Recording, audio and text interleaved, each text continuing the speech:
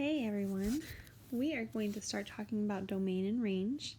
So we've actually already started talking about it a little bit when it comes to the parent functions, and I will be sticking with the parent functions, but they have been shifted around the graph. So let's get going. Okay, domain is x and range is y. So being more specific, the domain is all the x values of the graph, and the range is all the y values of the graph. So let's talk about domain first. Our x's go left and right. So I want to see how far to the left does this graph go? How far to the right does this graph go? I'm looking for the extreme values. So when I look to the left of my graph, the farthest this parabola goes is right here. But I know my parent function is a quadratic, and the quadratic goes left forever. So even though my graph is cut off right here, that doesn't mean that it stops. Okay, this parabola keeps going left forever. Okay, so it's going to go towards negative infinity. Right, if I follow my parabola to the right, it does the same thing. It doesn't actually stop just because my grid has stopped. This parabola keeps going to the right forever. So it goes from negative infinity to positive infinity. For an inequality, there's not really an inequality that represents that. So what we do is we write all real numbers. I'm just going to use that pound sign for numbers. Okay, for our interval notation, this is when we're going to use parentheses or brackets. So this is like what y'all saw on the Desmos activity. So for infinity, we always use parentheses. We always start with the smallest value, that would be negative infinity, comma, and then the highest value, positive infinity. End with a parentheses.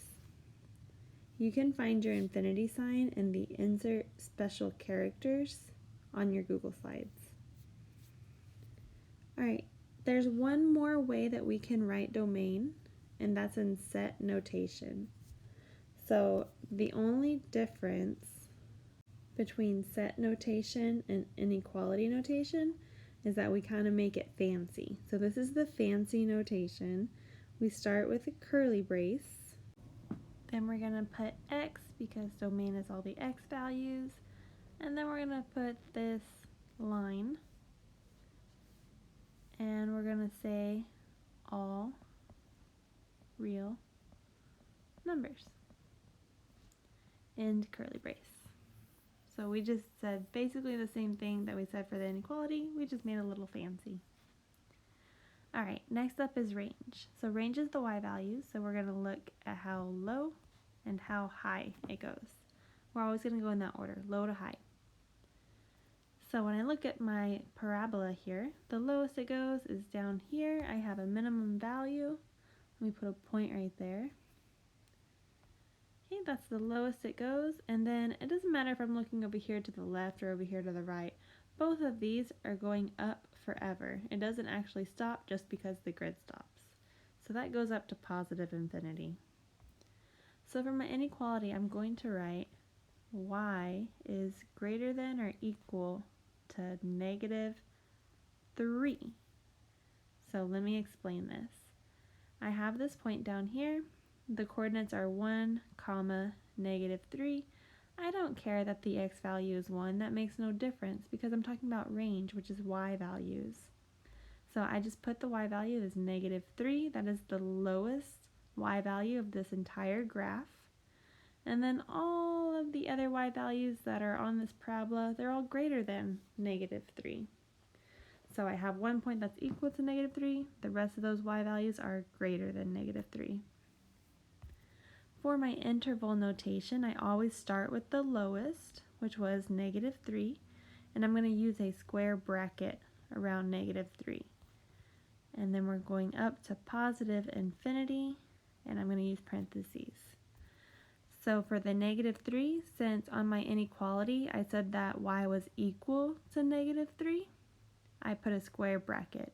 If y was only greater than negative 3, I would have used parentheses. But it was equal to at one point, so the bracket is going to mean that it is equal to negative 3. And then I cannot include infinity. I can't say that y equals infinity. That doesn't make any sense. So we always use parentheses for infinity.